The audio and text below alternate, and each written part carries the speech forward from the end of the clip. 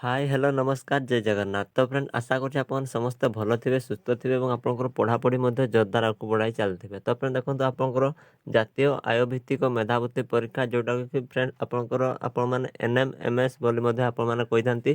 तो फ्रेंड जदि आपण माने एथिरे आवेदन करा पे इंटरेस्ट ताले भिडियोटी निश्चित भाव शेष जाय देखंतु। तो को माने याको आवेदन करि पारबे केबेरु केबे जाय आपण माने याको आवेदन करि पारबे एवं एथि पय कोन सब डॉक्यूमेंट दरकार पूरा टोटाल कंप्लीट डिटेल्स आज ये गोटे भिडियो मुझे आपको जनईदेवी तेणु भिडियो को निश्चित भाव शेष जाए देखिए।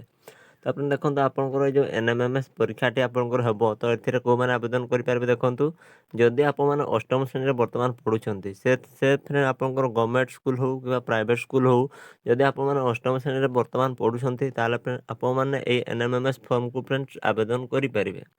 तो फ्रेंड्स जदि आप आवेदन करने चाहते केते केते तारीख मध्य आप आवेदन करेंगे देखूँ आपंकर 17 अगस्ट आपंकर यार अप्लाई स्टार्ट हो 17 सेप्टेम्बर आपंकर यार लास्ट डेट रही।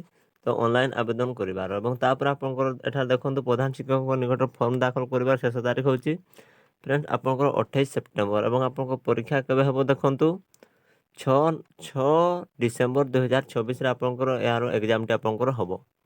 तो फ्रेंड्स आपण मैंने एथिरे आवेदन करने चाहते कौन कौन सब डॉक्यूमेंट आपंकर आवश्यक हम देखो आपंकर मोबाइल नंबर दरकार हम ईमेल आईडी दरकार हम आधार कार्ड दरकार हम और छात्र छात्री जो मैंने भी आप आवेदन करेंगे तो आपंकर पासपोर्ट साइज फोटोग्राफ आपंकर दरकार हम और आपंकर पासबुक आपंकर दरकार हम एवं आपंकर इनकम कास्ट रेसिडेंट ये 3टी सर्टिफिकेट आपंकर आवेदन बेले निश्चित भाव आपंकर दरकार हम।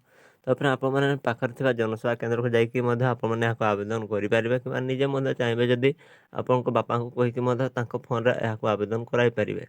तो फ्रेंड्स यार फॉर्म टी बर्तमान आवेदन चालू अच्छी तो जो मैंने इंटरेस्टेड ताले निश्चित भाव से आवेदन करदे। तो आशा करी आपको आज भिडियोटी निश्चित भाव हेल्पफुल होती जदि आज भिडियो को लेकिन आपंकर जेकोसी जदि डाउट रोता है ताले आपने निश्चित भाव कमेंट करेंगे मुझे तार रिप्लाईटा आपंकर 100% आपंकर करी। ताले फ्रेंड्स देखा आउ गोटे परवर्ती भिडियो से जाए आम रहा। जय जगन्नाथ वंदे मातरम।